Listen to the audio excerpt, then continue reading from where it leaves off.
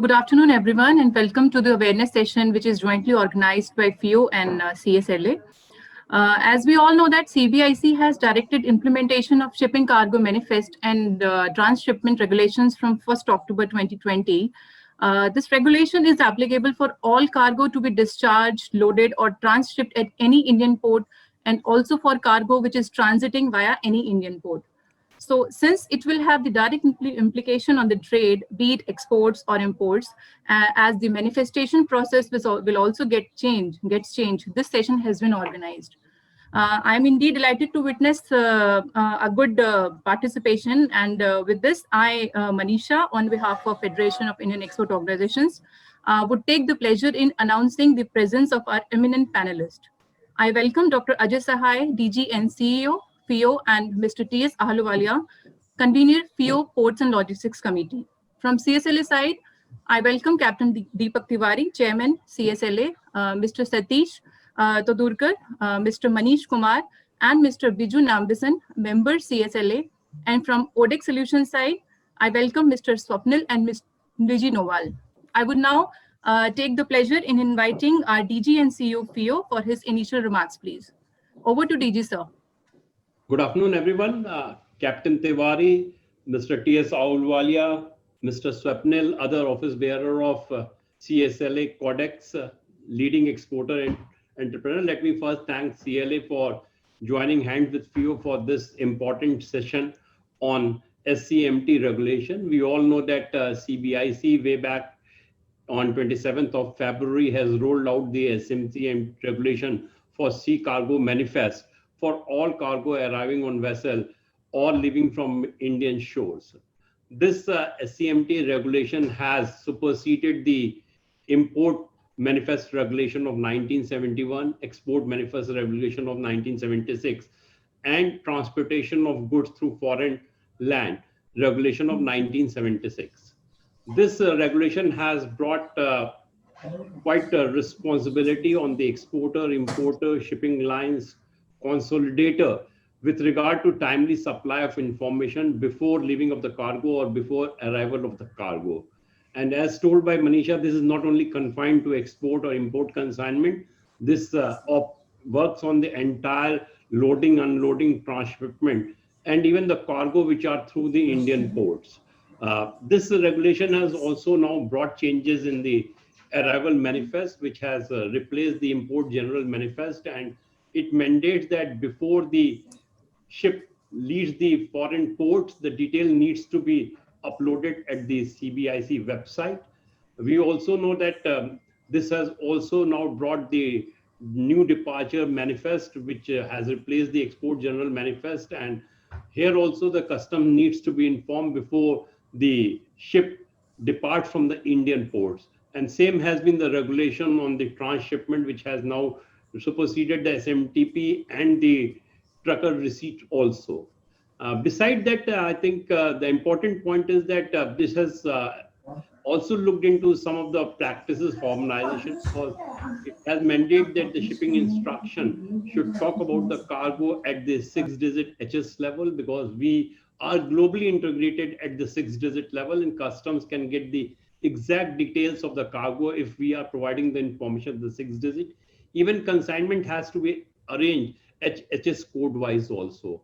We are also now requesting for the information with regard to the consignee, also with the importer exporter code number of the consignee needs to be provided.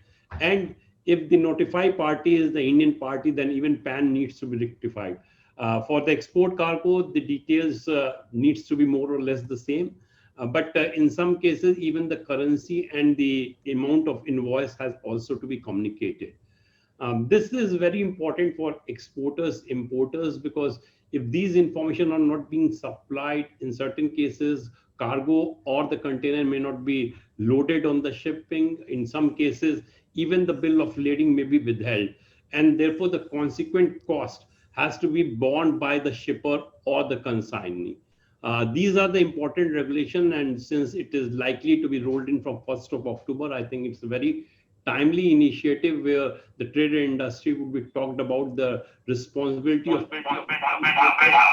We also know that CBIC has applied for the registration of the stakeholder. There has to be some ID which may be given by the CBIC on the registration on the ICE gate, and then there is separate registration on SMTP. We also know there are the transitional provisions which have been built into the regulation. What would be the implication of those transitional arrangements? I'm sure the authorities who will be speaking on the subject will be further dwelling on that. So with these words, I thank CSLA once again, and I also would like to thank the Codex for joining hands with FIO, and I'm sure it is going to help the member to a very, very large extent. So with thank you very much. Thank you, sir. Now I would like to invite Mr. T.S. Ahluwalia, Member FIO, Managing Committee and Convener Ports and Logistics Committee FIO for his welcome address, please. Ahluwalia, sir, over to you. Thank you, Manisha. Thank you, Ajay ji, making my job very simple, giving all the details about the SCMTR. First, I would like to thank CSLA, ODEX, other stakeholders, exporter, members, those are attending this important webinar. And again, I would like to thanks to CSLA for supporting our exporting and importing community during the lockdown period. Special thanks to Tiwari Saab. You people did a wonderful job and help to us, saving the exporter and importers from the damages and charges, normally which kill the workability of the trade. Though I have little regret also when I requested further to extend this help for certain period, which was promptly denied. Okay, I understand there is a matter of survival, I can understand. But from core of heart, I thank CSLA for all the support during this period. Railway and the Container Corporation has also extended us a very good help in this period to clear the cargo from the ports and sending cargo from the hinterland to the ports. The data shows there is about 25% drop at the port, the trade, import and export trade. And there is a major port authority bill has been passed, which will help to further develop the ports. The UPCM has mentioned that he wants to make Noida as the largest logistic hub in India. In the recent past, the custom has taken a lot of good initiative. Some of them was like SWIFT, AEO, self-seal, direct port delivery, direct port entry, e-Senchit, faceless cargo clearance. The major issue today, I was discussing before this seminar with the Captain Saab, is the availability of the containers for exports. That is the biggest problem faced by our exporter community. Though the shipping lines are bringing empty containers from everywhere, whether it is in Europe or whether it is in China or whether in the east or whether it is in the west. So from all the directions they are trying to bring, but that is increasing ultimately my cost of exports, which will make my product uncompetitive. So if I have to be competitive, if I want to increase my export, the shipping lines has to help me to bring down the cost. The cost is affecting, all way. You are bringing empty containers from other countries, that cost is there, port charges are there, then port to the hinterland are the charges. So this is multiply the cost for the exporters.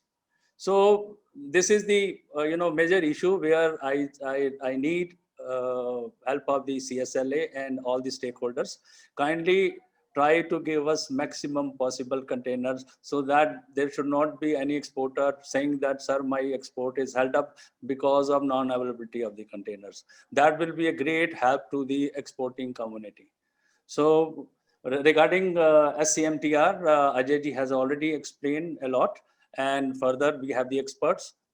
So I hand over platform to Manisha for further. Thank you. Thank you very much. Thank you for your address, sir. I would now like to invite Captain Deepak Tiwari, Chairman CSLA, for his keynote address, please. Tiwari, sir, over to you. Yeah, thank you. Mr. Ajay Sahai, Mr. Ahluwalia Saab, Manisha, and the FIEO membership at large, Liji from ODEX and the team from ODEX, and my colleagues in CSLA, wish you a very, very good afternoon. The Sea Cargo Manifest transshipment regulations are not new, but surprisingly, very few people from the export and import community really know what is imbibed in these new SCMT regulations. And this is the reason why we felt that along with ODEX, CSLA and FIO, we should have a small session whereby we could inform everybody that what they are going to be getting into once we get into the SMT regime. It so happens that the customs at this point of time and DG systems of the customs have tried their level best to ensure that the SCMT remains as a digital platform and no manual interventions are to be done. This is the aim, and the customs will ensure that manual entries will not be permitted after the SCMT goes live digitally. We are currently at an experimental stage where we are testing the system. We would like to invite FIO and its members to come along with us to ensure that the testing is complete, and we will handhold, that is ODEX and CSLA will handhold the exporters and importers for their registrations. We can inform them how the registrations are to be done. We can also inform as to how the data has to be input. And we will, of course, during the session, take you through the various aspects of the SCMT. So one thing we have to remember is the manual intervention will stop. It'll all be digital. The second thing will be that this, for the first time, gives the exporter a direct digital access to feed in their data onto the system, if the importer or exporter so desires. Then the CHA, if they will use a CHA, yes, the CHA will also be doing the same thing digitally. If they use a forwarder or an NVOCC, the forwarder and NVOCC also will be putting information into the system. So the end user in this entire chain is the shipping line, who is responsible to file the manifest. But what has changed from the previous regime is that the system digitally has an audit system whereby whatever information has been fed by any person in the system, there is an audit trail, and if that information is incorrect, that responsibility will be put on that person who is putting the information into the system. Earlier, what used to happen was that since the shipping line was doing the final filing, the shipping line was responsible for everything. Even if, say, an exporter made a mistake or an importer made a mistake, or a CHA or an NVOCC or a forwarder had made a mistake in the information, the shipping line was held liable by the customs, and then the shipping line had to go running and trying to alter the information and rectify it. This is done away with as far as the new digital system of the SCMT is, has been introduced CBIC. The other thing is that since the IGMs and the EGMs, that is the Export General Manifest and the Import General Manifest, have to be filed digitally in the system prior departure, on departure from the last port of call for imports and prior sailing of the vessel from the port of loading in India. So the timelines now have been shortened, and the exporters will now need to fine-tune their supply chains in such a manner that they meet the deadlines as required by the CBIC and the SCMT system, which means that in every likelihood, all documentation, including the Export General Manifest, will have to be completed 24 hours prior to the berthing of the vessel in the Indian port for exports, which earlier used to be 7 days after the vessel sailed.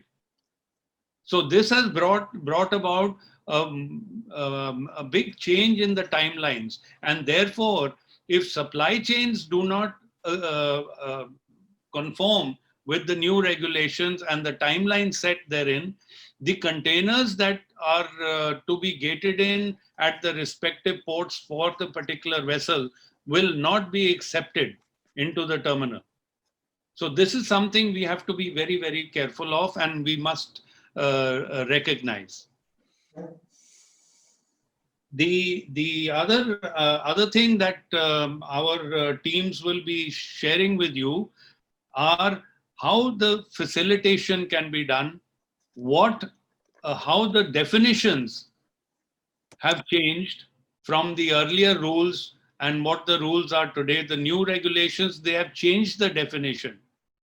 So they have given facility for AEOs, they have given facility for the NVOCCs, the forwarders, the CHAs to also feed, and the exporter to feed information directly into the system. So with a few words, I mean, these are just a few words that I had, the timeliness, and also that we can give assistance to the exporters, to the FIO members, importers, through ODEX and through the CSLA, to how to conform with the new regulations, how to register and feed data. So please feel free to make use of this opportunity during the testing time, while the system is being tested. Although the system is supposed to come live on 1st of October, I am very doubtful that the system will come live on 1st of October, because a lot of work has still to be done, both from the trade side as well as from the customs side. So probably they will give a further extension on the 31st of October, as is the usual norms that are acceptable. So with that, I like to thank everyone, and would like to proceed, please. Manisha. Thank you, Deepak sir, for your address. Now I would like to invite Mr. Satish Taturkar, member CSLA, for giving the presentation on introduction on HCMT. Further impact on BSOs will be given by members, CSLA members only, who are representing various shipping lines, Mr. Manish Kumar and Mr. Biju Nambesan, sir. So over to CSLA team for the presentation part. Thank you. Thank you, Manisha. Before, am I audible? Yes, you are audible, sir. Okay, great. So, before I proceed with the introduction of SCMT slides, firstly, I need to thank ODEX and the FIO team for organizing as well as participating for this webinar, because, it is these interaction with the stakeholders and the members in the logistic chain which will help out understand and, clarify all the doubts that we have, which will together help us to have a smooth implementation of SCMT.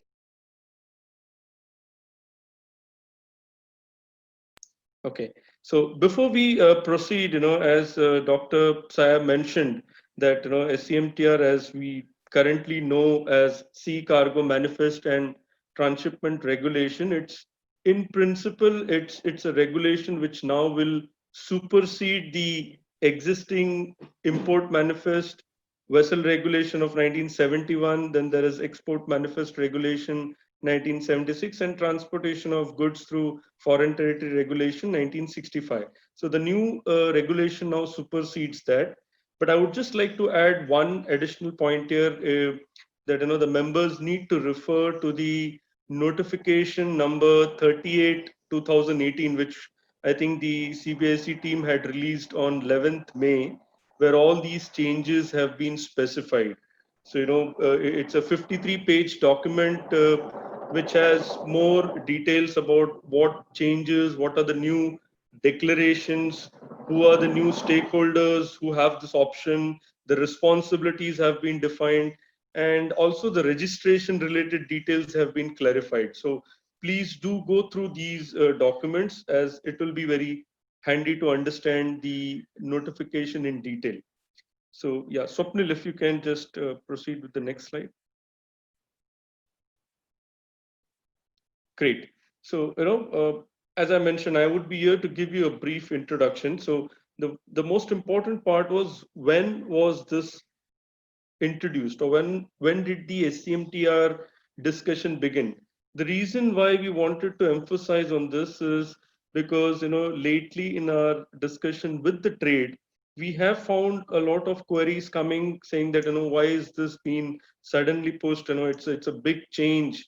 But we wanted to clarify that very clearly, that both the CBSE and the DG system team had started the discussion early in March 2018 with all the stakeholders and associations. In fact, when the first notification, which came on 11th May, in that notification, the go live date was mentioned as 1st August. But, there has been postponement after that. But the reason being is, the associations had gone back to the CBSE team about, all the legal changes and challenges which are mentioned with this new regulation. Similarly, there were even operational related challenges and system related challenges, which we found out and we had posted it. And I need to also mention this here, that both CBSE team and especially the DG system team was very kind enough to acknowledge a lot of these hurdles. And, in the subsequent postponement of these, date, they have ensured that the system is accordingly managed. There are still few clarifications left from customs. I won't say no, like, few clarifications on what all details to be declared for the FROB cargo, or, in principle, how the Pan India container bond concept will be implemented. So few technical front, it has been there, but I can say that, to a large extent, the system logic has been very clear, and it's good enough for all the stakeholders to at least go ahead and start with this. So if you see the slide in the end, it's been mentioned now August and September, where they have made the system live, and all stakeholders are invited to have their basic testing started, and the feedback is supposed to be shared with them if there is any changes needed. So far we can mention the system is live, and we request all the members who have already gone through the technical document to go ahead and start the testing and at least share the feedback. From CSLA point of view, I can mention that any exporters, NVOCCs, or consolidators who are willing to come ahead, and we can, as a collaboration with CSLA team, we can go ahead and get these scenarios tested. Next slide, Swapnil. Okay, so the most important reason, is why the need for the change.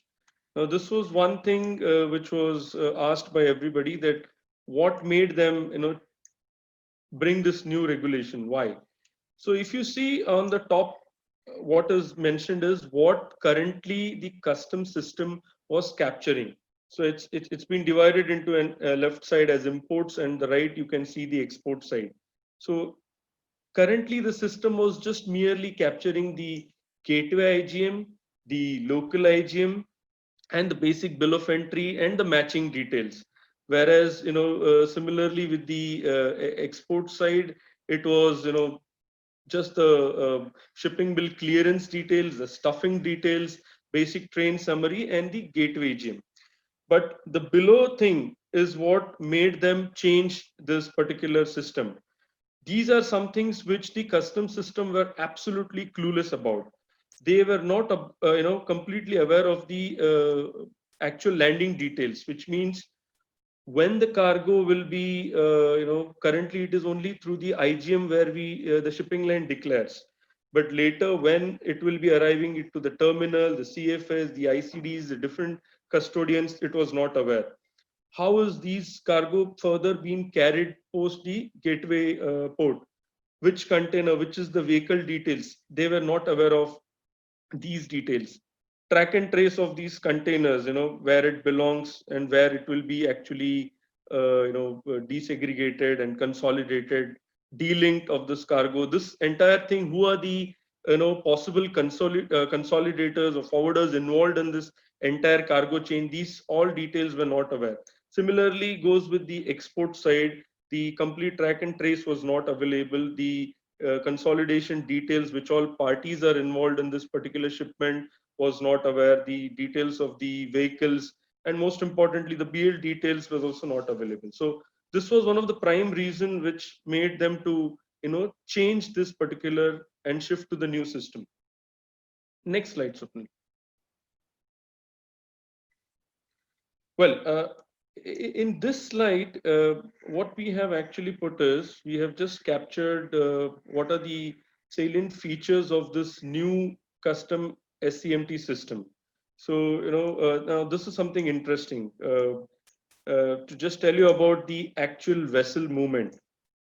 Now, in the new system, the vessel movement is basically captured. So any vessel coming from a foreign port to an Indian port, the customs system recognizes this movement as FI, which is foreign to India. But there has been a specific logic which has been updated in the system now, that if the vessel movement is FI, there is a SAM, there is an sea arrival manifest file which is expected by the system. So each movement is being tracked with a proper filing logic. Similarly, there is something called as a reference number concept, which further you will be aware of. All the containers that has been declared, okay, it has been completely tagged and there is a reference number given to it. Similarly, when there is an II, that is India to India, further the vessel moving from Mundra to Nhava Sheva, this particular movement is tagged as India to India. The system now recognizes that there is already a SAM file available and most of the containers are tagged. Now, the Mundra export containers will be updated along with the other reference number. So that is the system logic which they have introduced.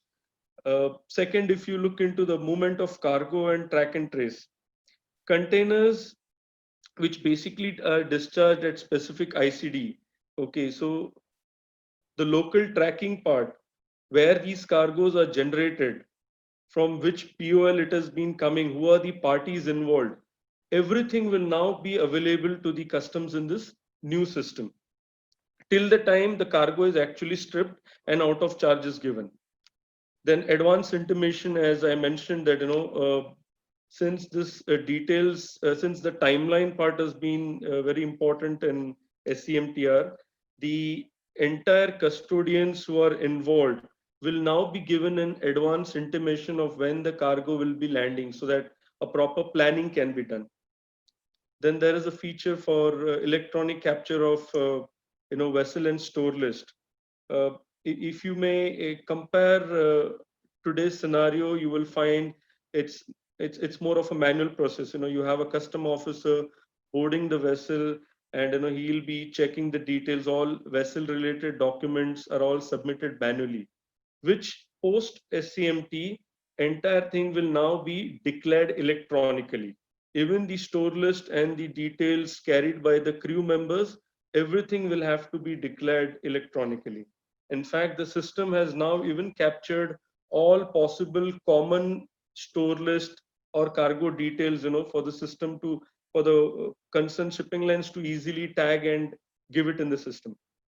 You have a complete online approval. This is one of the new changes. So even from the initial SAM, that is cargo manifest, which is filed from the last port of call, till the time the vessel 24 hours prior it, arriving to the Indian port, you still have an option to automatically submit the amendment files without any manual intervention. So all online procedures is being supported here. Most important, the analysis of cargo for the risk and facilitation purpose. Now, this is one of the most interesting part, because today IGM is basically filed 8 or 10 hours prior the vessel arrival, and you would find the customs risk management system then comes into play, and based on the IGM, after the IGM is filed, and based on after entry inward is then the analysis is given based on the cargo. So the time limit is very less, but now with SCMT, the declaration of this cargo is done from the last port of call. So now the customs system has much more time to do the a proper in-depth risk analysis, and even all the other government intelligence agencies can be flagged about for any specific information. Specification on the linking and desegregation of consolidation cargo. These will be the new system in terms of the reference number, right from a shipping bill, exporter submitting a shipping bill, which is basically gets a PCN number, to a further consolidator, forwarder, to the line. The system will now be able to recognize using these reference number easily who all belongs in this particular shipment chain. So, these were the few salient features we can call about in the new specific SCMT system. Going ahead, in the next slide, we can understand more about which all stakeholders are involved, and what all options has been given to them. So, I may request Biju, if you can just take this next slide, please.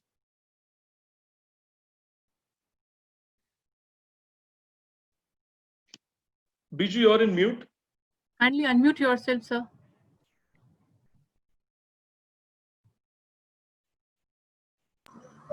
Okay. Good afternoon. Sorry for not unmuting myself. First of all, thanks my colleagues in CSLA, FIO team, and the ODEX team for organizing this seminar. As Captain Tiwari has suggested, SCMT, one of the main things that would be there are the timelines that would be very critical in nature. Satish just went through the details of SCMT, the overall thing, what are the changes, or what is SCMT. Now, SCMT, as was shared in the earlier slide, started in 2018, and there has been a lot of changes that has been incorporated by the civic teams so that it becomes much more simpler and more relevant. I would be in my slides going on through the various stakeholders who are involved in SCMT and the details of the messaging formats that are there in the SCMT. So as you see in the slide, we have got the carriers. Now the carriers are responsible in two formats. ASC stands for the authorized sea carriers, and ASA stands for authorized sea agents. The messages that the authorized sea carriers and the authorized sea agents would be interacting with the digital system of SEBIC through IceGate would be SAM, which stands for Sea Arrival Manifest. The second is SAA, which is Sea Arrival Amendment File. These both are related to import filing. Then comes Sea Departure Manifest, SDM, This is supposed to be done prior berthing of the vessel, as Captain Tiwari in his talk earlier has mentioned that this is a major change. Earlier, we used to do this activity of EGM filing post 7 days, or we had time till 7 days of the departure of the vessel, which now is getting preponed 24 hours prior berthing of the vessel. The fourth one is SDA, which stands for Sea Departure Amendment.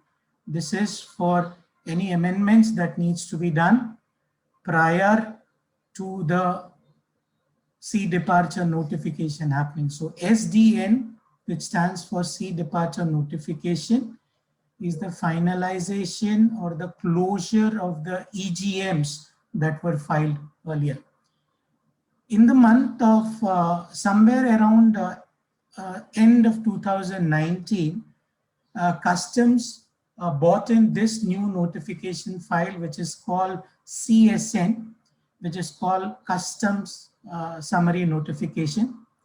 Now, CSN can be filed by either an ASC, ASA, or an ANC. ANC stands for Authorized Other Notified Carriers. CSN can be filed by all the registered notified carriers who have registered with IceGate. They can generate their cargo summary notification file.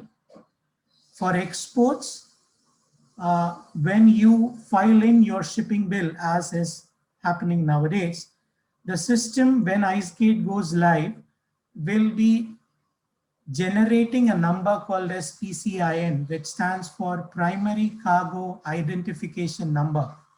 It is even currently getting generated in the customs system, but presently is suppressed because IceGate is not gone live.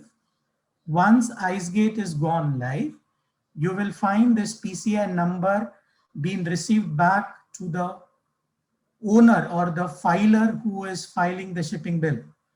So once you give the shipping bill or once you file the shipping bill, you will be receiving back a PCIN, which you would then share it with the shipping lines as the case would be. Shipping agents can also file in the CSN files prior to the SAMs, whichever is there, is prior to the SAM or the SDM also. So this would be BL wise, you can do it, or you can do it in bulk. You can generate one CSN file of multiple BLs, have this CSN files which are in JSON file format, digitally signed, log into the IceGate system. There is a new option now available in IceGate wherein you can click on the JSON file format. You will then validate your JSON file. Once it is validated with the registration code that you have got for the digital signature dongle that you need to sign it off, you will have to sign the CSN file and then upload into the IceGate format onto the IceGate URL. If that structure and the validations are successful, you will get back a CIN number, a CIN number, which is Cargo Identification Number, into your registered email ID, which is given at the time of registration of the IceGate system. Now, the other stakeholders who are part or going to be part of this SMTR journey are the custodians, which includes the ICD and the CFS. They need to be registered. The various message formats that they would be handling are, first is the CIM, which stands for Customs Inland Manifest, which would have to be filed prior to the departure of the rail from the ICD. Then you've got the arrival manifest details, which would have to be filed by the custodian. DM stands for departure manifest. ST stands for stripping of cargo, and SF stands for stuffing of cargo. So as and when these activities happen, the concerned custodians and ICD or CFS operators who are registered would have to file these data into the IceGate system. Then the other stakeholder, the most important one in this, or one of the most important stakeholders, I may call the port and the terminal. ATO stands for Authorized Terminal Operator.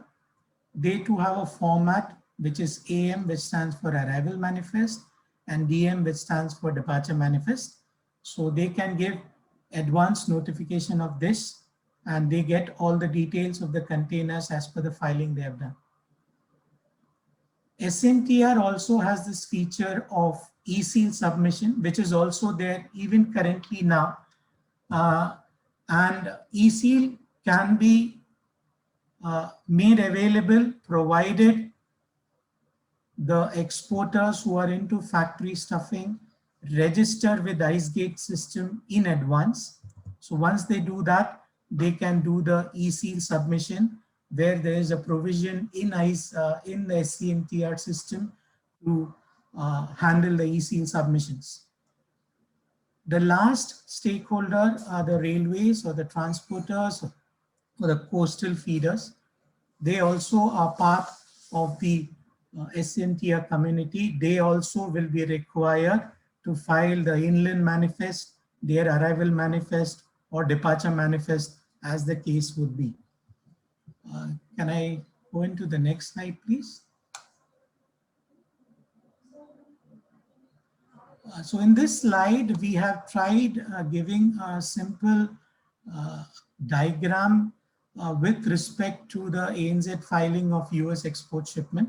So in this X and Y axis, we have shown the stakeholders who are registered for SCMT and who are not registered. And in the Y-axis, we have got the line and people who will be self-filing.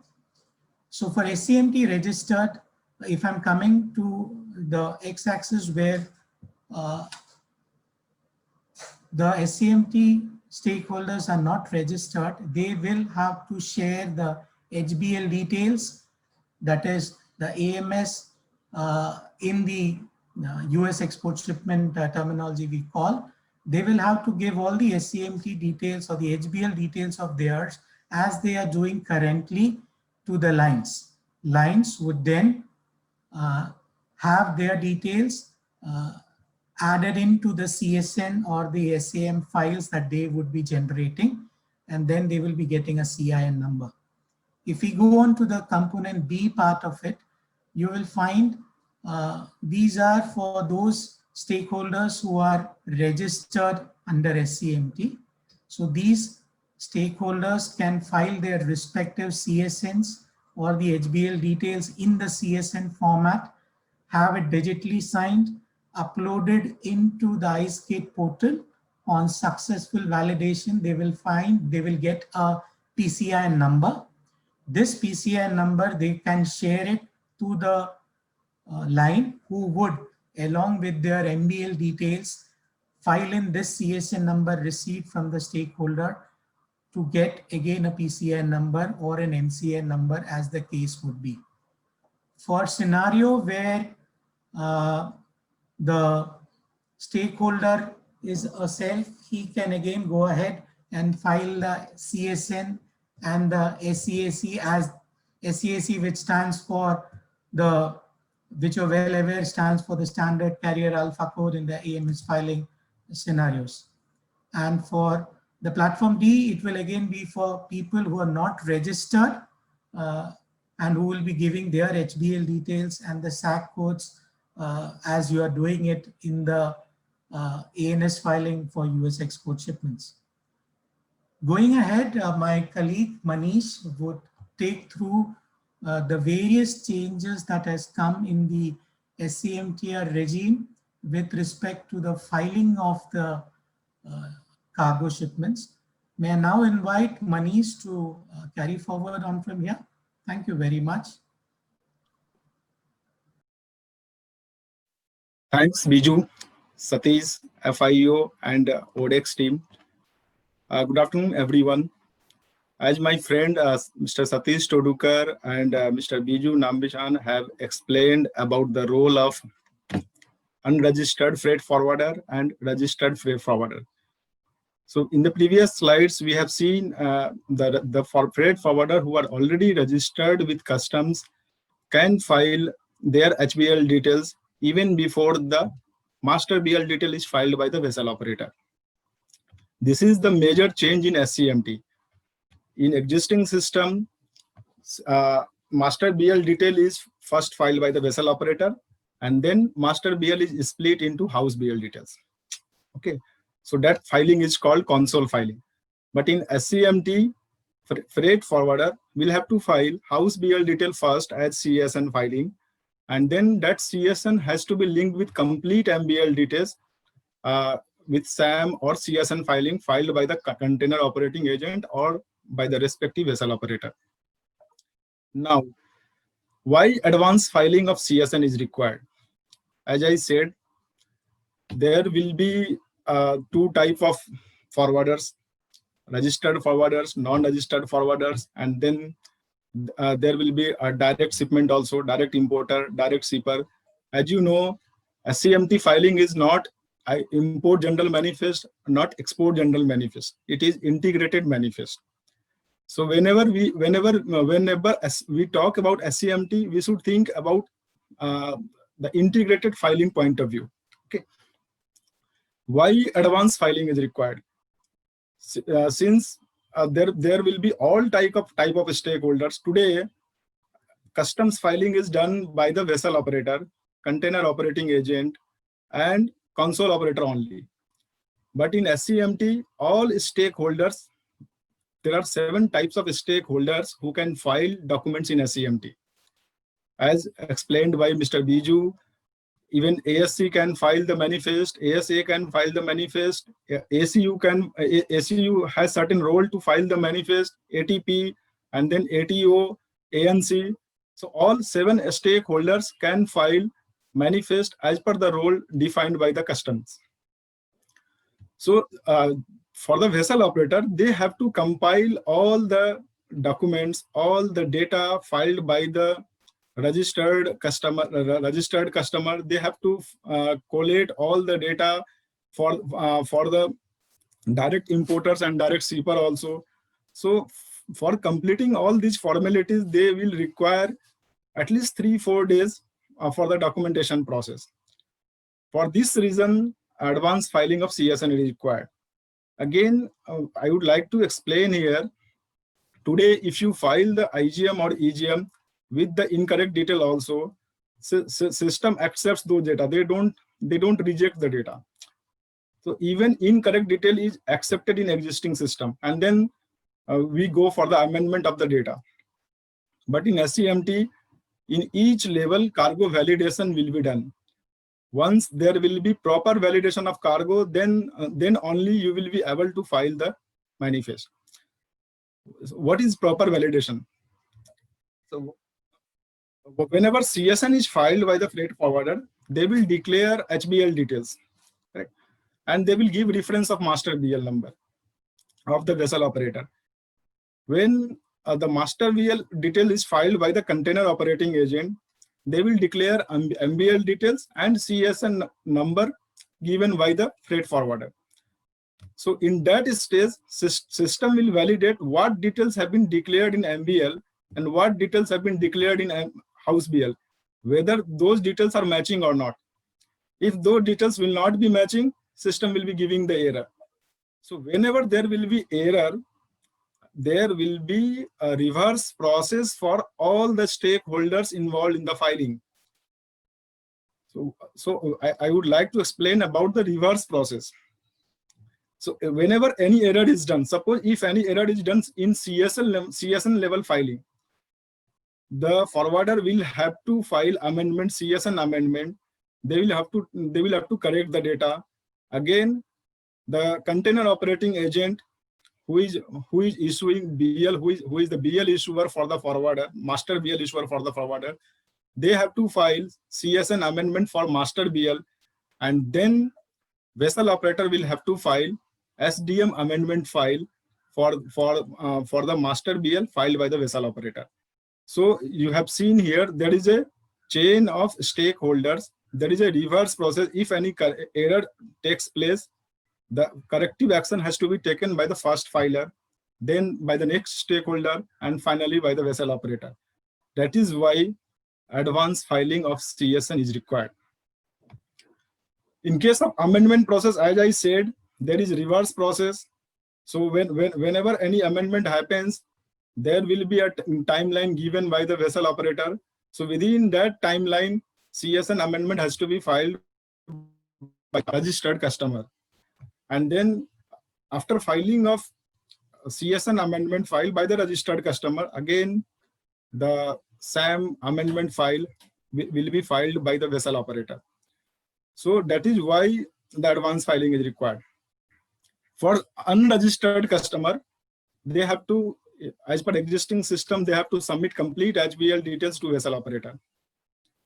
The documentation and CSN filing process is same as I explained earlier. Manisha, give some rest to Manish till his network comes through. Give some rest and switch over to the ODEX. Ma'am, and Mr. Swapnil and Miss Liji Noval. Ma'am, Yes. yeah, you both are requested to kindly share the presentation on brief introduction and presentation on assistance on HCMTR by ODEX. Thank you, Manisha. Good afternoon, Mr. Ahluwalia, Captain Tiwari, Mr. Seth, and Satish, Biju, and Manish from CSLA. It's a pleasure to be here this afternoon. What we wanted to showcase is during our interactions with trade as well as CSLA members, ODEX as one of the leading digitization platforms in the country, we have been taking up various services through which we can enable trade and the shipping lines to interact better with each other. So just to give you a brief, I will give you a brief about ODEX and what we do as an ecosystem and digital platform. And then I will hand it over to Swapnil, my colleague, to take you through more details on how we are enabling digitization for the SCMT regulations. So to give you a brief about ODEX, we are a digital platform that was founded in 2015. Today, we are present in India, in the Middle East, and in West Africa. We in India connect an ecosystem of over 100 plus shipping lines and VOCCs, close to 15,000 plus PCOs on our platform, and all the stakeholders in between who are necessary in the import and export trade, including custom brokers, forwarders, port terminals, and a lot of banks online, which help us provide a lot of documentation assistance to shipping lines, freight forwarders, and BCOs, and also payments solutions that we have provided in the B2B space. If you were to give a brief about what we do at ODEX, close to 45,000, in fact, close to 60,000 plus documents on a single day are released or uploaded on ODEX so that trade can be smoothly facilitated. We have actually seen that we have been able to provide extensive assistance to the trade ecosystem during this time, where none of us can physically move out of our house, and a lot of trade today is happening digitally. When we looked at SCMT regulations that are coming in, one of the major concerns that all trade members had was that no more manual filing. So no more PDFs, no more emails. How do we actually manage this? And this is where we have stepped in and we have built a digital platform which makes interaction amongst BCOs, which is importers and exporters, their forwarders, custom brokers, as well as shipping lines, a very seamless experience. I will not take much of time. I will ask Swapnil to take you through the details of how ODEX as a platform can assist with the regulatory filings for SCMT and how the trade can benefit from using a platform like ODEX. Thank you so much. Over to you, Swapnil. Thank you, Liji ma'am. Good evening, everyone. Good evening to all dignitary panelists. And as SCMT, we would like to take you through the brief introduction on this regulation, as already our other panel member have discussed on the why it is required, what is there in the new SCMTR, when the phase-wise notification have gone live, what is our objective as a OTEX, a technology provider, will be to discuss on how this information will be passed on from one stakeholder to another stakeholder, resulting in saving the crucial time of data exchange and focusing on the accuracy of data exchange.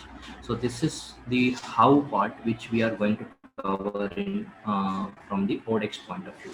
So just to revise, see, these few slides will be a revision of whatever we have discussed so far, that you might have understood, all the attendees, that earlier in the case of import, it is the IGM is getting filed, the import general manifest was getting filed when the vessel arrives in the Indian territory. But as per SCMTR, this IGM is now will be filed once the vessel departs from the last foreign port of call. So this is going to be a major crucial change from the timeline perspective. Similarly for the exports. Now in this, especially, what will be the flow of documents in imports and exports, along with the changes in terminologies, which we have already discussed. Just a quick recap, that in case of imports, before departure from the last port of call, now before departure from the last port of call, these are the certain terminologies which we need to understand before going into deep into the topic. That, as we have already came across, that CSN will stands for cargo summary notification. Now this IGM, as I was saying, that will change its name from the import general manifest, the IGM, to the sea arrival manifest. So henceforth, all the communication between the stakeholders will be like whether the SAM is filed, what is the timeline for filing the SAM, what are the process for filing the SAM. So this SAM will get replaced with the word IGM. Similarly, the sea arrival amendment, as Viju was mentioning, that it can be filed without approval till filing of sea entry inwards. Now, sea entry inwards, when it will be filed, when it is arrived on the Indian port of call. So you have a window to file the sea entry inwards and to do the sea arrival amendment. Till the filing of sea entry inwards, you can do the amendment. Okay, this is something from the import perspective. Now, going from the export perspective, before departure, the terminologies or the key important messages will remain same, that CSN has to be filed if you are a register member, as explained in the previous presentation. If you are not a register member, then you have an option in import as well as an export to submit all the details to the carriers, and then they can file on your behalf. Okay, so before departure from the Indian port in case of export, you as a carrier need to do filing of sea departure manifest. This will be a new word in exchange of export general manifest. Now the EGM will get replaced with the SDN. Sea departure manifest, of course there will be a sea departure amendment, and that can be filed without approval till the filing of sea departure notification, which will be filed after departure from the Indian port. Okay, so you need to, what this slide summarize, that you need to understand this terminologies changes, and henceforth all the stakeholders in the industry will use these terminologies instead of IGM and EGM. And second important thing which we can take away from this slide is that you also need to understand the amendment window, till what time the amendment window is open, otherwise there will be a charges for any amendments. Okay, so till the time of sea entry inwards is filed, you can do the sea arrival amendments in case of imports, and till the time sea departure notification is filed, you can do the sea departure amendment in case of exports. So these are the flow of documents. Now there are certain fields which already explained in the previous presentation, that these are certain recommendation under new SCMTR, which was not required or the mandated in the existing manifest. Now, if you see, there are a lot of container details, including the number of packages, overall gross weight, seal number are recommended under SCMTR. There is also, as Sir said, Ahluwalia Sir said, that IEC or PAN number or the HSN code also is required if it is the Indian entity. Especially the IEC and PAN card is required if the entity is an Indian entity. Okay, then the HSN code, there is a standard procedure to follow the 6-digit HSN code, but we have specially highlighted this invoice value field in a different color because let me clarify the doubt which were there in the previous few sessions in the industry, that whether as a BCO shall I mention invoice value to on the BL, or do we need to mention the invoice value to pass on this information to the next level? So the answer as per the today's date is that invoice value is no further mandatory field. So it is not a compulsion to mention about this invoice value details, but yes, as a technology provider, if anyone is using ODEX system, we have given you a provision. So whenever any new compliance related information gets updated from the customs, it will be automatically highlighted onto the system. So you don't need to worry about which are the fields which is required under new regulations if you are already using our system. So these are certain recommended fields from the regulation point of view, which we need to consider. Now, going further, we also need to consider that the hierarchy. Now, most of our today's attendees, either from the BCO segment or on behalf of them, if any of the agents have joined this webinar, let understand this hierarchy, because it is very important to understand where exactly my role will be and what is required from my side. Okay, so in order to understand the hierarchy, we have taken an example that suppose shipping line, if issued MBL, okay, to the freight forwarder, consolidator, and back which belongs to the consignee or the shipper, then against every HBL, okay, you have a provision to either file a PCIN number or the CSN directly. If there are multiple HBL against one MBL, you have a different PCIN and one single CSN, which as a agent or as a final stakeholder, you can forward it to the shipping line, and shipping line will issue the MCIN number, and against that all master BL there will be a respective MCIN, and then the shipping line will file the final sea arrival manifest. Okay, so this hierarchy has to be understood very clearly, that where exactly my agent role will fit into, and accordingly that information has to be shared to the next level for filing the final sea arrival manifest or sea departure manifest by the shipping line. So this is the hierarchy. And the last slide with respect to the SCMT, without making without keeping any confusion, what we have done, we have simplified the process. So as I said, as a BCO or as an agent of a cargo owner, what is my requirement, what I need to do in order to adhere to this regulation, that if I am a registered user, then I need to understand on to the two factors, very important two factors. If I'm a registered user, then I should look at the generation of cargo summary notification and the submission of this cargo summary notification. As the Biju sir already said that if the non-registered users are there, then you have a provision to submit all the house details to the shipping line, okay, as is all the house BL details, and then shipping line can do the filing. But if you are a registered users, yes, you do need to understand these are the two important activity which you need to carry out. One is the generation of CSN, and second is the submission of CSN, you or your agent. Now, what is the practical scenario for doing these two activities? Because ODEX has this single screen facility where all these two activities will be taken care on the same screen. Okay, so one first step is CSN generation, where user will log into the ODEX system, enter all the details of houses against the MBL, and at the end of the screen, user will be given a provision to generate the CSN file as per the customs requirement. So it is very essential to understand that if we as a technology provider providing a platform, and we take care all the necessary requirement of the file format which is asked by the customs and which is required in order to upload it onto the IceGate. So on the clicking of a single button, all the relevant data against MBL, all the relevant data of houses against the MBL will get converted into the JSON format, and which will get saved in your download section.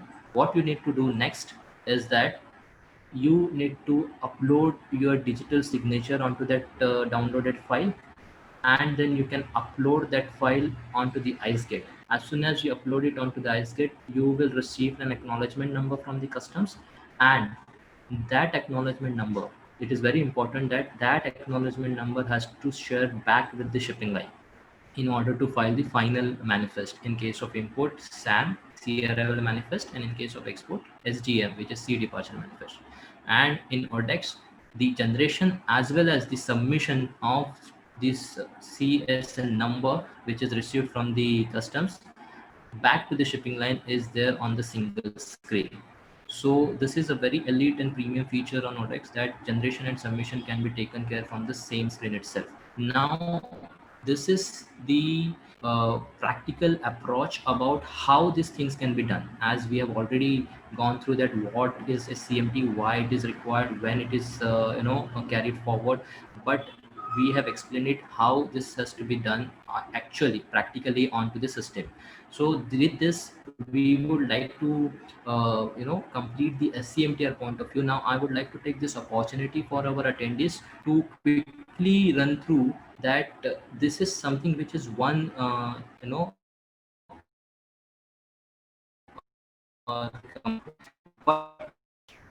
customers, those users which you must have seen that 4,500 plus forwarders and 10,000 plus cargo owners are already registered on ODEX.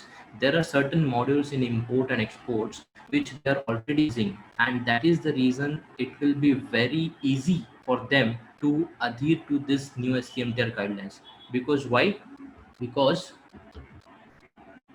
this is where we have built the module into the filing. Now, as I said that we have covered how part the information will flow on the single screen, but it is also important to understand that there will be a required. So in order to minimize those data entry, we built the cross-module intelligence mechanism in our system, where these all import modules, especially talking about from the import segment on this slide, these are all modules which are live and getting used by the stakeholders which is there mentioned in the previous slides, where we have taken care in case of import, the moment the manifest and compliances also can be managed through ODEX. The house BL submission in today's date also, most of the shipping lines are already using our platform to get the house BL information in order to file the manifestation through ODEX system.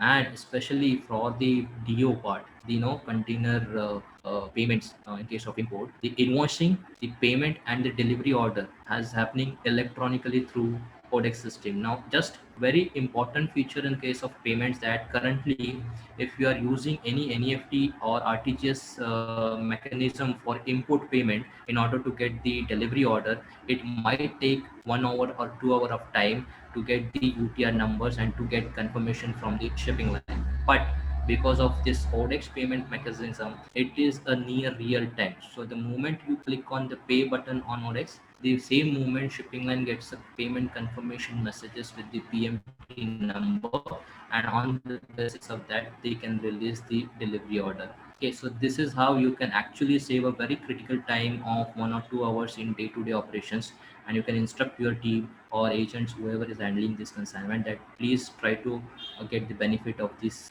facility, especially in case of import. Now, how this will be important in case of SCMTR, that already the houses or the invoice level information with respect to BL number or the container number can be directly picked up from these modules, and it will be automatically captured into the respective fields. So this is how the benefit of the existing users for ODEX will enjoy. Now, moving on to the export, which is the major modules we have live so far and used in across India by the various stakeholders. So these are certain key modules which is also having this cross-module intelligence mechanism, where respective shipping bill details or the BGM or Form 13 details will automatically captured while submission of the or doing the SCMTR activity from the export point of view. Now we have covered so far in the ODEX, and it is all live module. You can ask your agents or yourself if you want to wish to use these modules, you can use it, and for further details you can contact us. Now, a very important thing, that container release order where you can inform cargo owners for container pickup for export stuffing and manage inventory at MTR. The shipping bill, e-shipping bill model is also live, where easy status of tracking and interactive documentation is possible. Very important thing apart from the export manifest, because it is a part of thing, invoice and payments of the export shipments are also started. So those who want to enjoy the payment mechanism facility which I discussed in import part, it is now started with the export part also.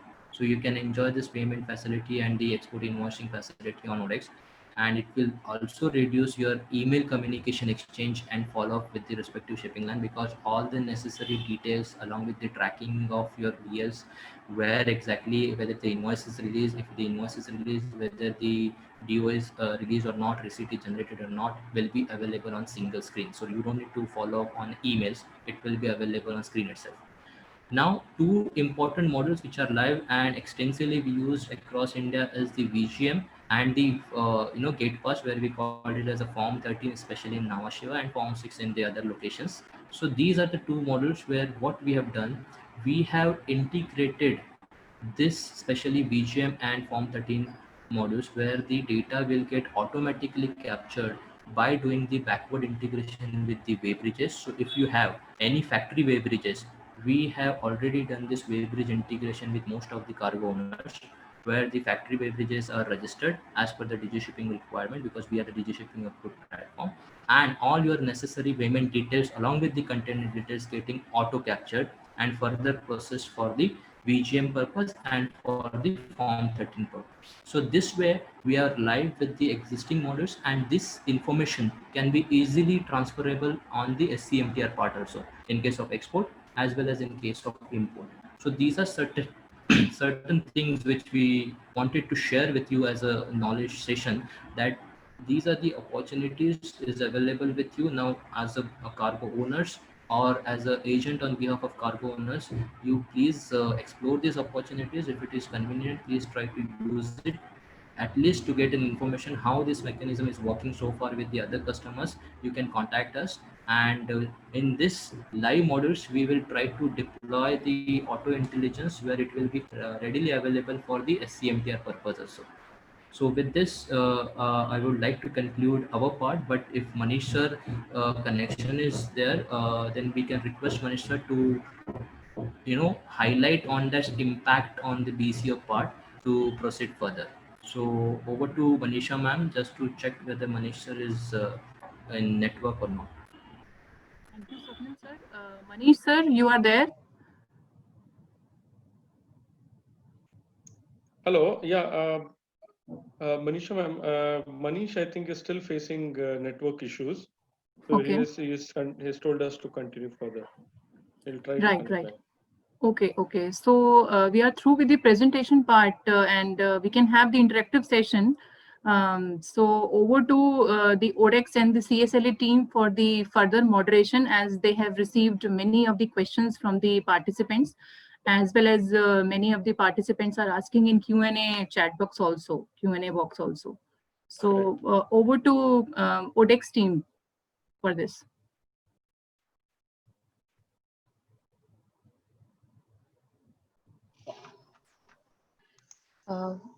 Yeah, can CSLA team take this one? We have two companies, A and B. One company has AU and another does not. So can we make the MBL in the name of the company A and file the manifest in the company B, in company A's AEO? Biju, Satish?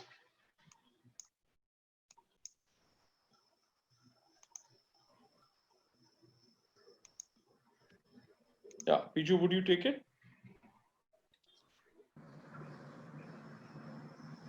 Yeah, I think yes, he can do it. He can do that. Company A is registered. He can make the MBL in the name of company A, but in company B, it depends on what he is registered basically. So basis that he will be allowed to do the registration and filing of the CSNs or the CIN. I don't think you've answered the question as yet. Basically, what he wants to do, he wants to get the bill of lading on company A and file the manifest in company B. I don't think you can do that.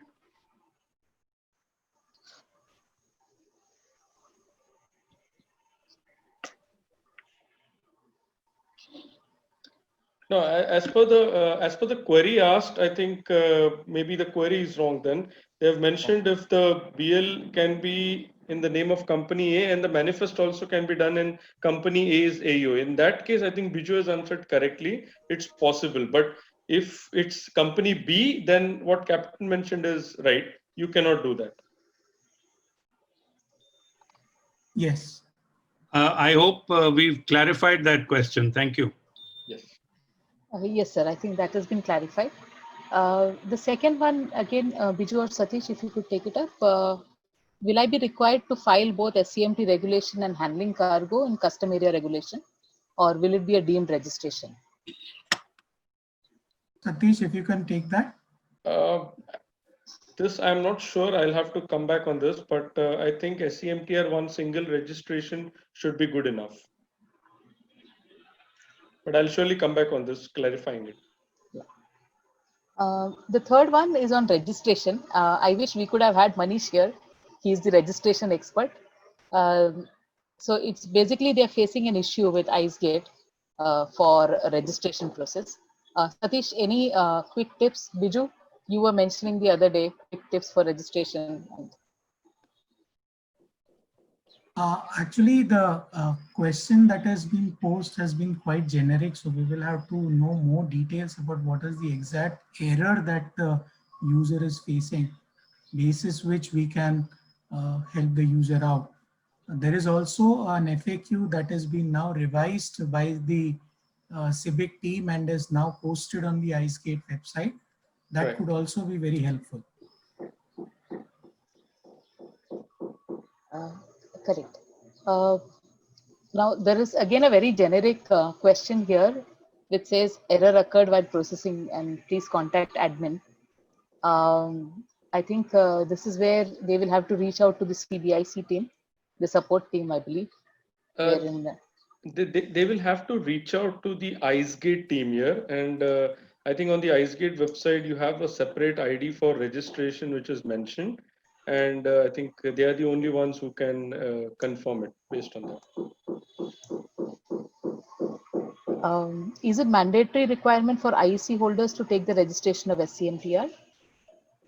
No, I think the notification is very clear that it's not a mandatory requirement for getting this registered. Whereas it's an optional one. Somebody who gets registered then gets the option to file his own cargo manifest. So this specific question was also asked previously, and it is very clear in the notification that this is not a mandatory one. Biju and Satish, there's one more on whether the regulation has been relaxed for the short haul sailing. I mean, it says short haul / long haul, but I'm assuming it is for the short haul that the question is. The short haul as of now still remains for transit time of vessel or voyages, which is between 6 to 12 hours. That is taken in the SCMTR regime as the short haul shipment. For long haul, it is 72 hours and the mid haul is 48 to 56 hours, I believe. There's a question that I'm a new exporter. How does the SCMT impact me? Ahluwalia sir, would you like to take that up?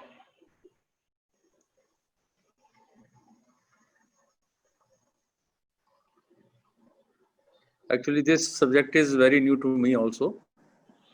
But I don't think that every exporter has to do this exercise. Probably his agent can do that work. May I, sir? Yes. Am I audible? Yeah. Yes, sir. The first gentleman who has asked about this new exporter, because ultimately you see this is a compliance that needs to be done by the shipping lines with the customs. Either you are doing it or your agent is doing it, but the short point is that you are the cargo owner and you are the beneficiary. Correct. So as informed that this is not a mandatory for you to register, but you should be aware about this notification and the changes so that the journey of movement and clearance till the time of issuance of BL for your consignment, it's smooth. So once you are dealing with your intermediary, you should try to find out whether he is registered or he is not registered, how he's going to deal with it. There could be certain permutations and combinations for the landlocked people. There will be a transshipment from a port till your ICD or CFS or other locations. So what are the formalities? Because till the time you are not aware, then there could be multiple charges that could be imposed on account of certain heads, and which may be on account of the follies by your intermediary. Over to you, Lichi. Thank you. I think that really clarifies that though it is not necessary to be registered, it is always better to be in the know of the regulation and be on the right side of it. Yeah, absolutely. There are certain advantages for that. There's one more that I would like the CSLA to take over. Is there any understanding regarding changing of gate opening timings at the terminal? I think, is this question related to the timelines that the shipping lines will be following post SCMTR? Is it related to that? That's right, I believe. Okay. Ma'am, I can just mention that currently, we all are in the testing phase. So it would be a bit difficult for any line to currently comment on a timeline. But certainly I can say that, the timelines will be more or less on the lines of the existing US filings, where you have a 24 to 48 hours prior compared to other shipments. So it will be more or less on the same lines, but the difference now will be that, in the existing scenario, you just submit all the details, the container gets loaded, and then you have another 7 days, as Captain mentioned, and further to make the EGM corrections, and the shipping line will keep following it up. Whereas post SCMT, the only challenge will be, since this is a complete system to system logic applied, without a proper validation of data, so if there is an incorrect declaration being given, and if the details are not matching, you will, as shipping line, we will not be allowed to even, load the container. That's the basic difference. So timelines will be more or less, I can say, as of now, based on what currently we follow for the US filings. But the changes will be more in terms of accuracy and correctness of the data. That will be the most important one. As Satish, if I may just add, because I think the query pertains to the gate in part of it. Because Yeah. as of now, we are allowing 8 hours before the container vessel departure, we are allowing the gate in. So I think the gentleman is asking about that. Can I answer? May I answer this, please, if you don't mind? Please. Yeah. What is going to happen is that since the containers that have to be loaded, the export general manifest, or what's an equivalent of an export general manifest, the papers will have to be filed prior to sailing of the vessel. Otherwise, the vessel will not be allowed to sail. If they have any containers which do not have the details of the export data as required by the SCMT, the vessel will be held up. Therefore, the shipping companies will have a cutoff for documentation at least 48 hours, not less than 24 hours prior to the vessel's berthing as the timeline. So that is what you should be looking at.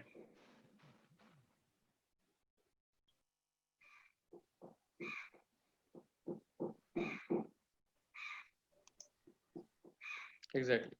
As a follow-up question, there's one on the timeline for when should the export manifest be filed.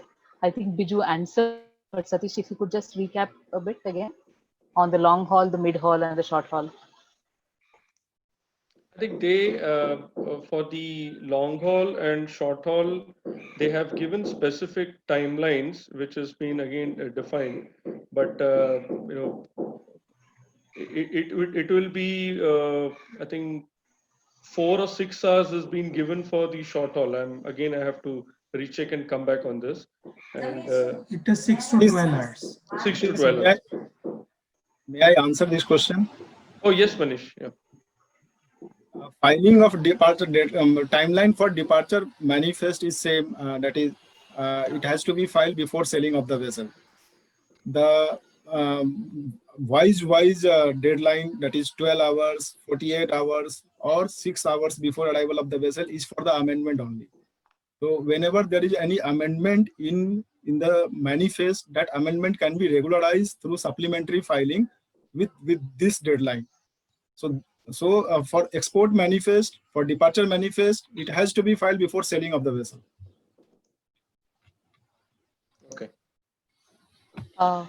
The question here is very interesting. Will this cover the road border movement also? Yes, of course. So there's a specific question on Bangladesh business from Petropol to Benapole border. Would the SCMT regulations cover that, and how? For Bangladesh cargo, there is a land custom station. So wherever shipment arrives at Indian land custom station, the stakeholder which is taking charge of the cargo, they have to file departure manifest. So that shipment has to be moved through the registered transporter only, okay, or through the bank guarantee and bond submitted to the customs for direct movement of container from one station to gateway port station. So whenever shipment is carried by the registered transporter will have to file departure manifest from the land custom station location. And when the shipment is handed over to the shipping line or vessel operator, shipping line vessel operator will have to file C departure manifest by quoting the PCIN number, the manifest number which have been filed by the custodian at land custom station in India.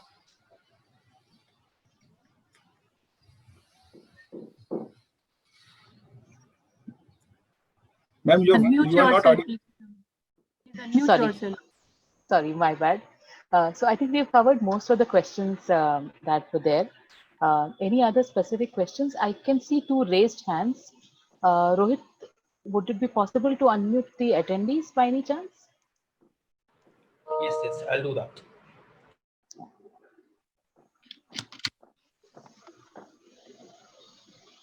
So I think we have Mr. Jimon Joseph. Sir, if you could unmute yourself and you can address the question.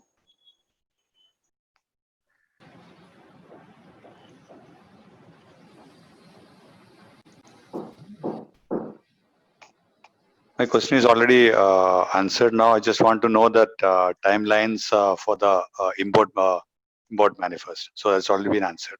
Thank you. Thank you. I think we have one Mr. Gola. Rohit, can you unmute?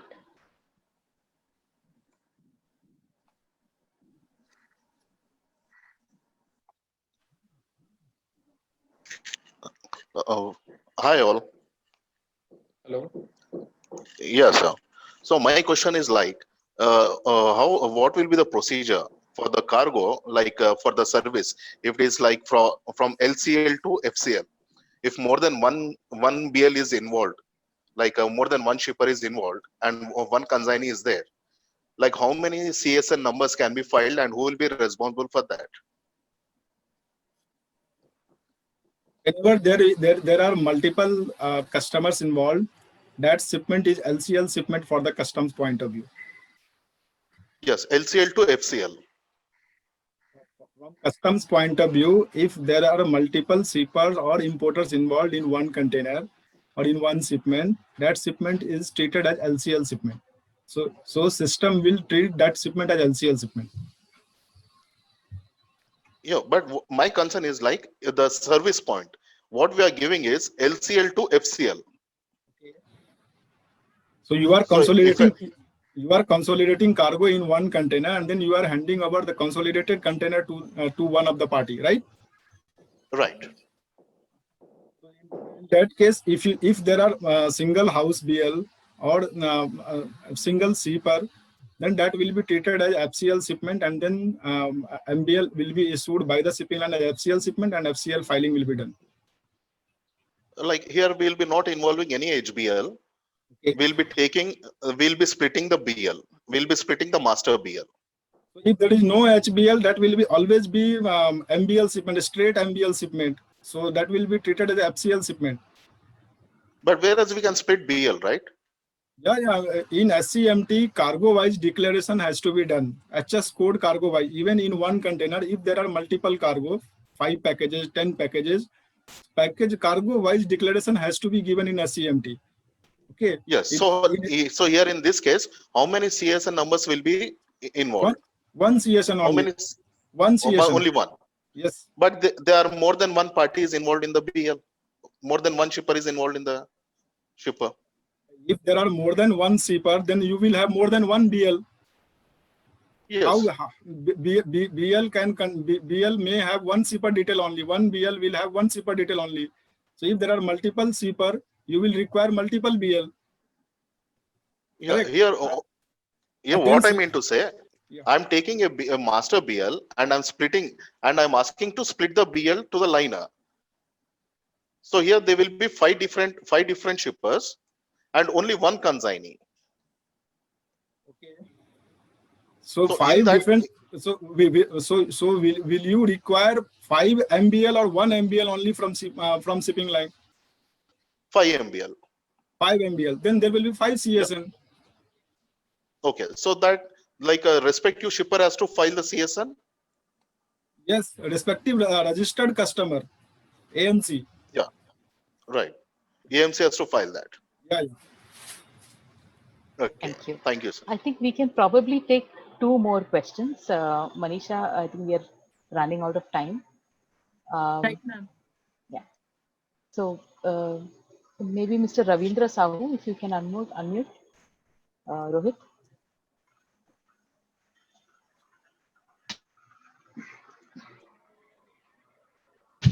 Hello. Hello. Yeah, audible. Hello, yeah, ma'am. My one question is कि suppose we have a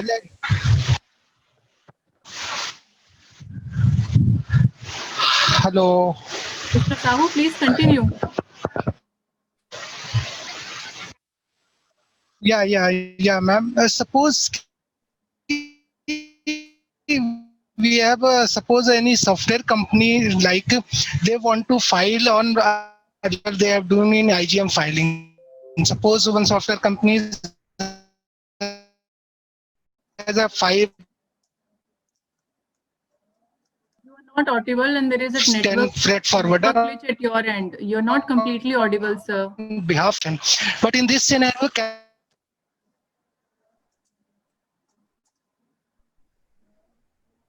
Okay, I think Mr. Sahu, your voice is not clear. You can just drop us an email.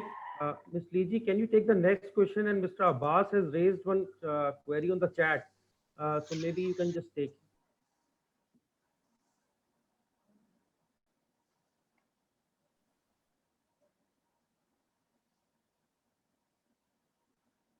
Yeah. So Mr. Abbas has raised a query on Colombo, where cargo is coming from Colombo, and Colombo is the last port of call before Nhava Sheva. Yeah, he has also raised his hand, so he can be allowed to speak.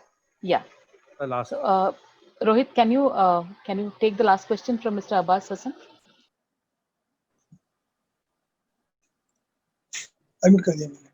Hello. Yes, Mr. Hassan, you can speak. Hello. Yeah, my question is that when suppose my cargo is coming from Colombo, and when I will get the BL, I will get the BL only after the vessel depart from the Colombo. Okay. So how I will file the manifest in India before the, because as per the SCMT, I have to file the manifest and at Nhava Sheva before vessel depart from the from Colombo. But I will get my BL and my documents after vessel departure only.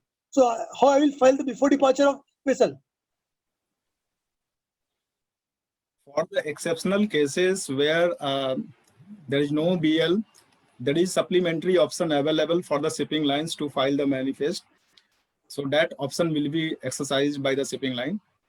That is even 48 hours before arrival of the vessel, 24 hours arrival of the vessel, and 6 hours before arrival of the vessel, supplementary manifest can be filed. So with supplementary option, exceptional cases can be handled. but we are sure most of the shipping lines will be issuing master BL before sailing of the vessel, basis on pre-load list data. Okay, and if there is any correction or shut out or excess loading, that will be regularized by the supplementary filing. Okay, thank you. So the CSLA team, we have one more interesting question. Can I read that out? We have cargo coming in from Dubai that we purchased as on high sea sale basis. Due to short sailing time between Dubai and Nhava Sheva, how do we manage making amendment to get the BL and filing on time? Yeah. Satish, yeah. No, I think even you can take it. See, this is a common query which has been coming in most of the webinars related to SCMT, that is high sea sales. Now, the answer to this question is when we currently, as we know that how it has been handled is after this changes has been taken care during the bill of entry stage, where offline the custom system basically maps and the changes are being considered in IGM. But post SCMT, how will this happen? Now, when we asked this question specifically to the CBIC team, they mentioned that we don't want to now maintain a separate process or a system just for handling one particular process. So the amendment of a CSN is it will become mandatory to make the high sea sales amendment process. So it's the same filing what we continue now. If there is a high sea sale amendment, you have to go and make the CSN amendment first, and only then this will be acknowledged. We also had gone and put it across that usually this high sea sales amendment comes in the last minute. Now with SCMT, if you're looking at the timelines from SAM to SAA, there is a very high likely that all 100% high sea sale request will be coming only after amendment. And since there is no offline process, how are you planning to manage it? So I think we have not got a confirmed reply from them yet. What they mentioned is, you just go ahead and do a couple of testing. We can then address how this can be taken care. As of now, the answer is you will have to go ahead and do the CSN amendment to further take care of high sea sales. I hope I'm right, Manishi, on this. Yeah, you're correct. So I think we have, we can take one last question, Manisha, and then hand it over to Prashant sir. Yeah. So I think I saw a couple of raised hands. Rohit, can you put on Mr. Shrikant Bhagwatullah?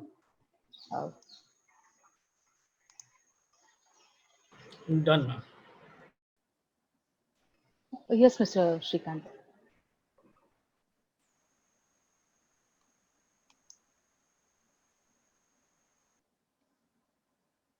Shrikant sir, you are there? You'll have to unmute. Rohit, you have to unmute him. Hello? Yes, Shrikant. Yeah, sorry, I posted the question in the Q&A. I'm actually out, so there will be a lot of disturbance. Could you please take the question from Q&A? Thanks. So I think this Satish also just, Satish and Manish have taken this, that what is the time limit offered by MLO for filing supplementary option? Manish, I think you had taken this. You want to quickly recap and then we can hand it over to Manisha. The specific question, ma'am, here is, in case of Colombo and Jebel Ali, both the ports being short ports, but then the timeline is more than 48 hours of sailing. So the 24-hour or 48-hour maximum time limit will be coming into play for filing of CSN or MCIN. Yes. So in that case, if an amendment supplement has to be filed, what is the extra time that a trade can have from the MLOs to submit a supplementary filing? The cutoffs are too short. As per custom, there are three types of vessel category. One for which transit time is more than 48 hours, then more than 24 hours, and third one is less than 24 hours. So for the vessel which transit time is more than 48 hours, they have allowed to file supplementary 24 hours before arrival of the vessel. Okay. For more than 24-hour transit vessels, Supplementary manifest can be filed 12 hours before arrival of the vessel. Okay, so they're operating on a 50% rule. And for shorter haulage vessel, but less than 24-hour transit time vessel, supplementary can be filed 6 hours before arrival of the vessel. So for Colombo cargo, supplementary can be filed 6 hours before arrival of the vessel. Okay. Okay, thanks. Thanks, Manish. And MSN and CSN, PCN can also. Thank you so much. We have a lot more questions, but we are really out of time. So we have a dedicated SCMT helpline mail ID. I will request FIO to please share it with all the attendees today. And over to you, Manisha. Thank you so much.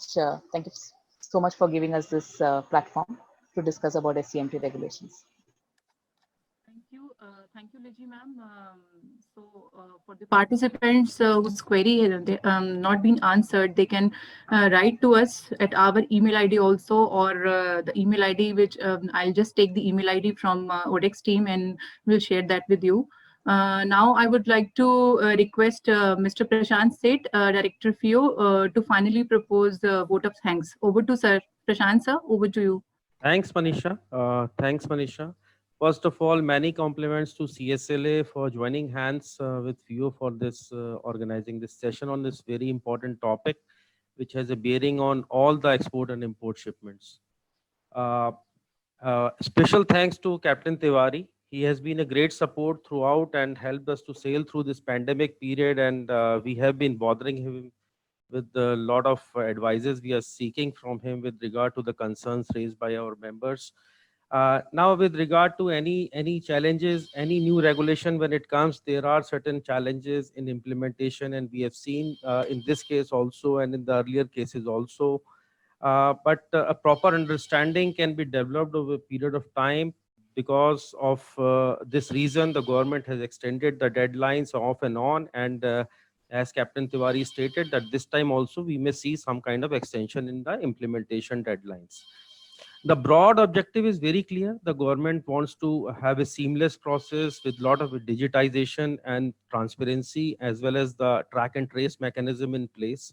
So this can be seen in that aspect also, and also matching the global standards like in case of US and other economies.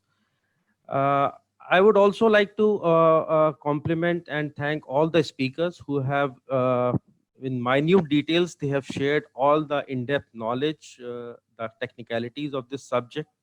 And still there could be many other queries that is unanswered. So I'd request all the participants to kindly send us a query. I will get in touch with, our team will get in touch with CSLA and ODEX to get it rectified. One important aspect that Captain Tiwari mentioned was with regard to the testing phase. So in case any stakeholder, whether it is freight forwarder or an exporter importer directly, who wants to engage and get in touch with CSLA and wants to enroll for this handholding process, in case they want to complete this process themselves, so they can approach us and we will connect with the CSLA team to do the needful. Last but not the least, many thanks to all the participants for attending this session and making this more meaningful. We have seen in most of the sessions that we start with 250 and then we end up during the last within 100 or 150 participants. Still we have 154, so we can see the kind of interest that people have.